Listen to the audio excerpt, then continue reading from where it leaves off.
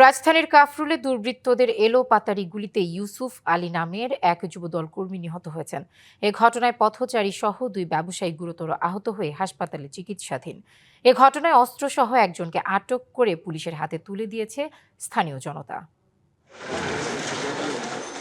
শুক্রবার রাত প্রায় 11:30টার দিকে রাজধানীর মিরপুরের 13 নম্বর ওপেক্স গার্মেন্টস সংলগ্ন একটি দোকানের সামনে কাফরুল থানা যুবদলের সদস্য সচিব হাফিজুল ইসলাম বাবুর সঙ্গে আড্ডা দিচ্ছিলেন কয়েকজন কর্মী। হঠাৎই 4-5 জন যুবক সেখানে ঘোরাঘুরি করতে থাকেন। এ সময় কারণ জানতে চান তারা। কিছু বুঝে ওঠার আগেই বাবুকে লক্ষ্য করে গুলি চালায় ওই যুবকরা। এ সময় গুলিবিদ্ধ হন ইউসুফ, মনির ও এক পথচারী। গুলিবিদ্ধ 3 জনকে ঢাকা মেডিকেল কলেজ হাসপাতালে নিয়ে গেলে যুবদল কর্মী ইউসুফ আলীকে মৃত ঘোষণা করেন চিকিৎসক। যখন আমরা পিছে দৌড় দেওয়া শুরু করছি ধর তখন 2 রাউন্ড ফাঁকা ফায়ার করলো। ফাঁকা ফায়ার করে সুজা ওই রোড দিয়ে দৌড়ে এই রোড দিয়ে ঢুকছে।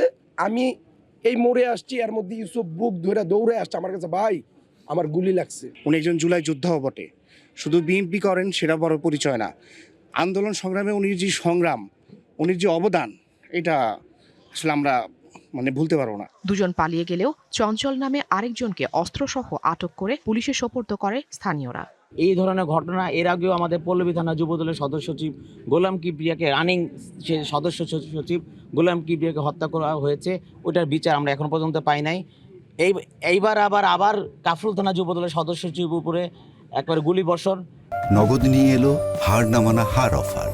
সর্বনিম্ন 10,000 টাকা রেমিটেন্স নগদে পাঠালে থাকছে স্বর্ণের হার জেতার সুযোগ। ভাগ্যক্রমে বেঁচে গেছে, কিন্তু ওর কর্মী তো মারা গেছে। গুলিবিদ্ধ কাঁচামাল ব্যবসায়ী কামাল সর্দার ও মনির হোসেন হাসপাতালে চিকিৎসাধীন। অজ্ঞাতনামা সন্ত্রাসীরা যুবদলের সদস্য সচিব বাবুকে লক্ষ্য করে গুলি লাগে হলো ইউসুফ নামের একজনের গায়ে এবং পথচারী এক অজ্ঞাতনামা এক পথচারীর গায়ে। 2 জন আহত ব্যক্তি হাসপাতালে ভর্তি আছে। আর সন্ত্রাসীদের একজনকে অস্ত্রসহ গ্রেপ্তার করা হয়েছে, সেও আহত, তাকে হাসপাতালে ভর্তি করা হয়েছে। গেল বছর নভেম্বরে প্রকাশ্যে হত্যাকাণ্ডের শিকার হন মিরপুরের পল্লবী থানার সদস্য সচিব কিবরিয়া। Afrin Anwar, DBC news, Dhaka.